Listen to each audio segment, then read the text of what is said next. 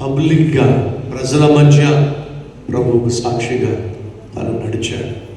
మొదటగా ప్రభువుకు సాక్షిగా నిలబడాలి, ఆ తర్వాత ప్రభువుకు సాక్షిగా నడుచుకోవాలి. అది ఆ రోజు దేవుడు ఆ పక్షపాతం కలిగిన వారి దగ్గర నుంచి ఆశించింది. ఇప్పుడు మనం చూస్తుంది ఏమిటయ్యా అంటే, మరో ఇద్దరి జీవితాల్లో అపవిత్రాత్మ పట్టిన వాడిని ప్రభు బాగు చేశాడు, స్వస్థ చిత్తునిగా మార్చేశాడు. ఆ బాగుపడిన వాడు ఏమన్నాడో తెలుసా? ప్రభు నీతో వచ్చేస్తానయ్యా, నీతో ఉంటానయ్యా. ప్రభు అన్న మాట ఏమిటో తెలుసు? నాతో వచ్చేస్తే, నాతో ఉంటే నీ కుటుంబం ఎప్పుడు బాగుపడుతుంది? నీ కుటుంబం ఎలా రక్షించబడుతుంది?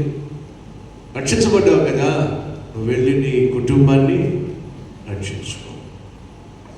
నేను ఏ విధంగా